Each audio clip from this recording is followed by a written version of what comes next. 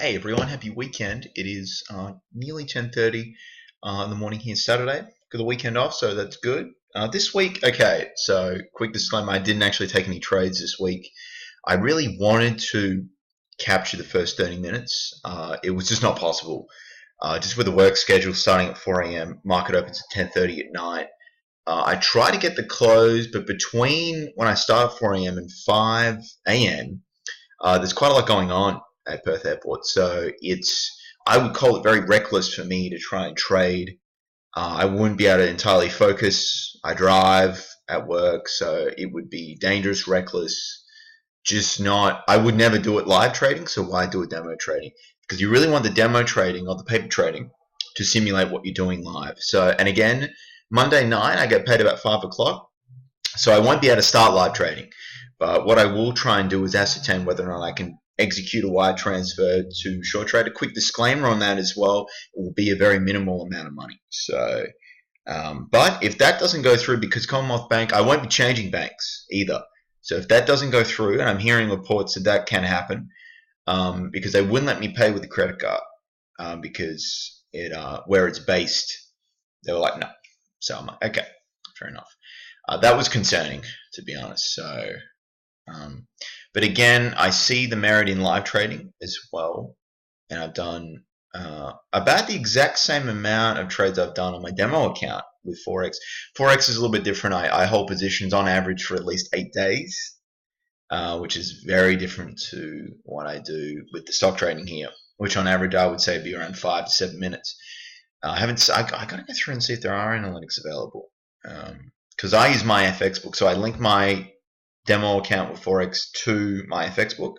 You can see all the analytics, your percentage gain, percentage losing, average sort of win and losers, profit factors, win rates on long and short trades. So it's quite interesting. You can quickly ascertain what's going wrong, which is good.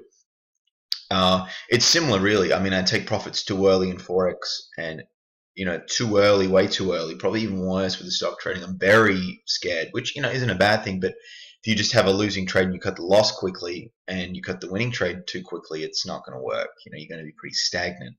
That's an area of concern for me. Now, I actually did do a video showing the close of market. It was actually, I got up and it took a while to get things open, and I missed the 5 a.m. close, so that was unfortunate.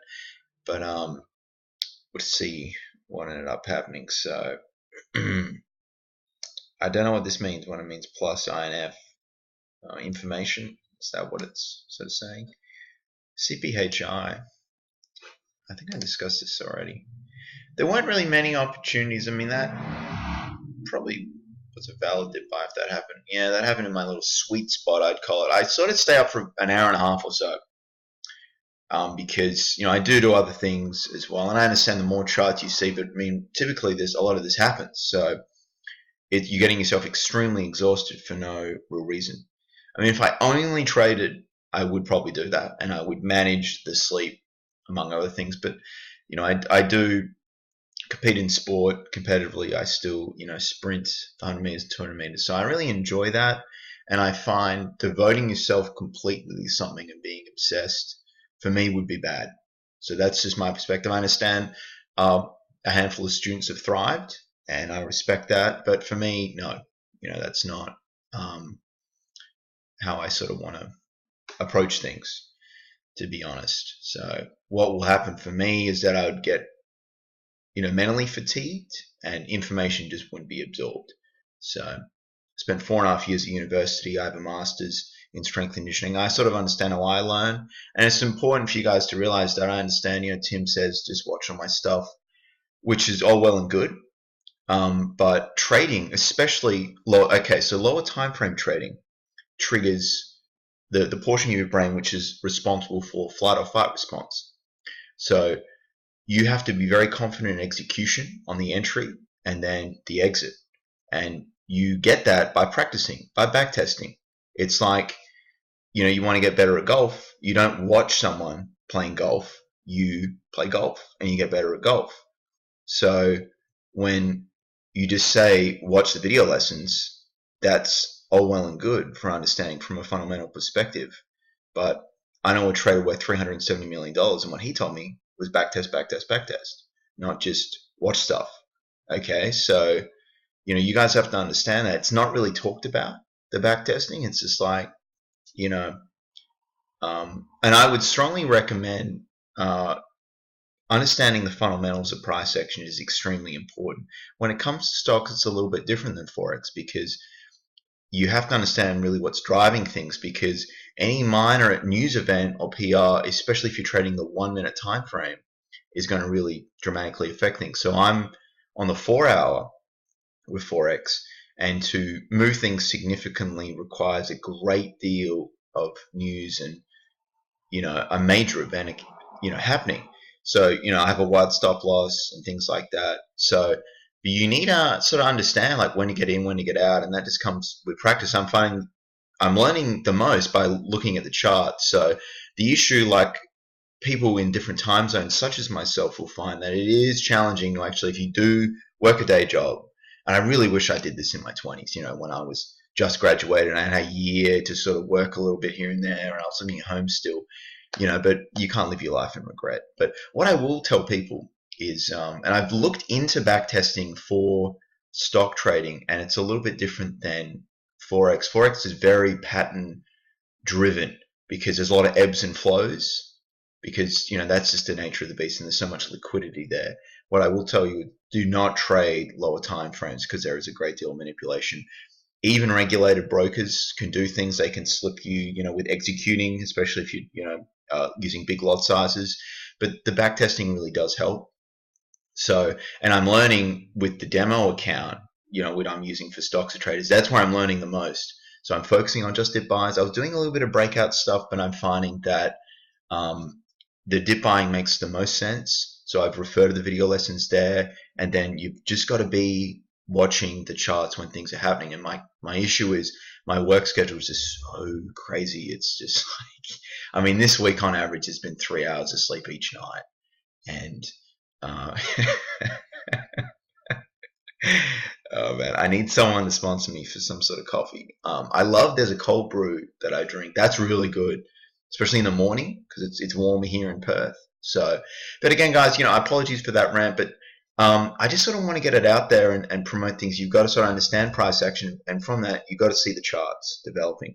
You still have to have an understanding of the factors that drive, because the stock trading, there are different factors other than, because this for Forex, it's technical based.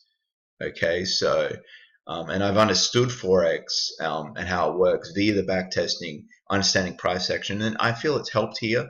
Like if we have a look at I think I'm winning about 65% of the time. But the problem with me is that I take winners too soon. Like I'll just, I'll take the profits way too soon, even though if it's valid, everything's running well. And that just comes with the experience. So if you're watching this and going, Scott's progress is slow, I would totally agree with you there. And I've just sort of got to get used to being sleep deprived. Being uncomfortable is another thing, and working extremely hard. So, and I sort of want to make another comment as well. Another guy that trades in Australia asked, Roland Wolf about his 17 hours of study. And then Tim said, just watch all the video lessons and stuff. So I would like to know what entails that. I know how to learn. I've been in university for 4.5 years. I understand. I'm not very smart either. I work goddamn hard to get what I got. And I got a really nice job, and I've sort of abandoned that, and I'm like, I'm just focused on trading. So I'm more talking about the analysis of a trade. So if you're looking at dip buys, how do you go about that? Do you just go through all the stocks for the previous year and see the dip buys and see their characteristics and percentage drops from 5%, 10%, and what's the probability of the dip and then the reversal occurring? What's the percentage? Is that what we're talking about? I'm a little, because the Excel thing seems to be the closest thing to backtesting that's relevant.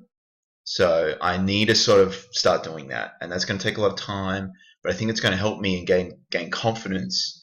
So when I see the pattern, I've seen it so many times, that's what I sort of need to focus on.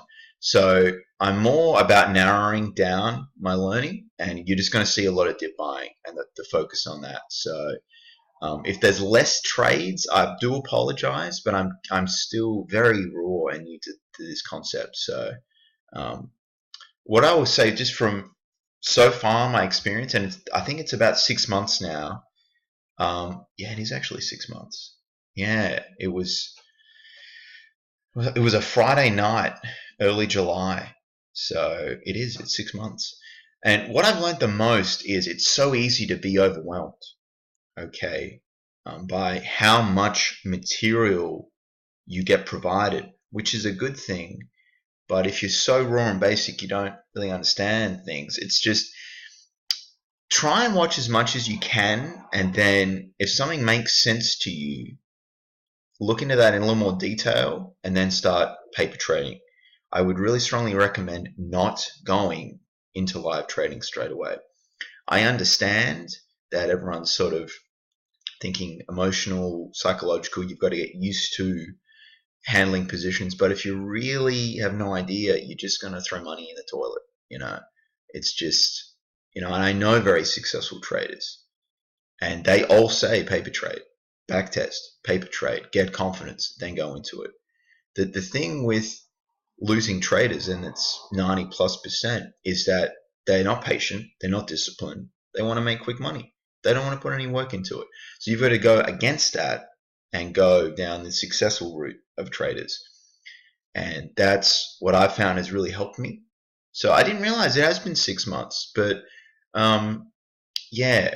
So what I will say is, for the first month or so, I just watched as much as I could. And then I sort of narrowed my approach down, and I've got to narrow it down even further with going through. I probably will start with the penny stock stuff, identifying dip buys, and then dissecting dip buys, and looking at what is the difference between a good one and a bad one, and understanding that, because I've actually watched all the dip buy stuff on Profitly. So, but especially for the 1 minute time frames, you have to understand this is, to be really good at this, it's the execution has to be so fast. There can be no real doubting. You have to know what you're looking at. You have to go, yes, that's what I've seen before. Done. Order in. If you are off by a few seconds, it just can take off. So that's what I want to convey to you, to everyone that's sort of like thinking about you can make quick money. Yes, you can, but you really need to have the confidence to execute the trade, especially if you're using real money. If you've got no idea, for me anyway, I'm more of a conservative trader, so I hesitate. I'm like, is this not right? Is this the right trade? Is this not meeting the criteria? Because I'm just not quite experienced enough to go, is this a good setup? Is this not a good setup? Is this a bad one? So has this been enough of a panic? Is it just a fake out? So that's what I need to start getting used to. So you might be seeing, well, you will be seeing videos of me going through some research and analysis of the price action. Okay. Anyway, guys, look, I apologize for that's a bit of a long video, but no trades this week.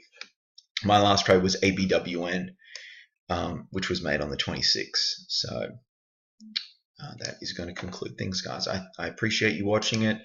There'll be more videos to come next week.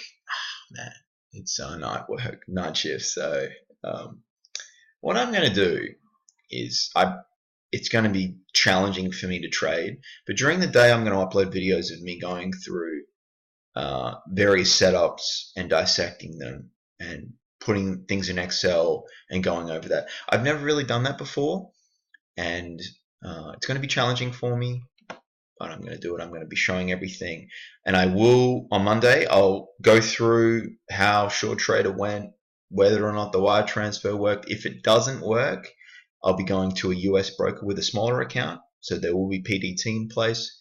And what also, if you haven't already checked out Tim's slamming the video lessons out, especially for trading with a small account, and that's invaluable right there. So I'm finding that has been extremely informative, and he explains the entries, he explains the exits.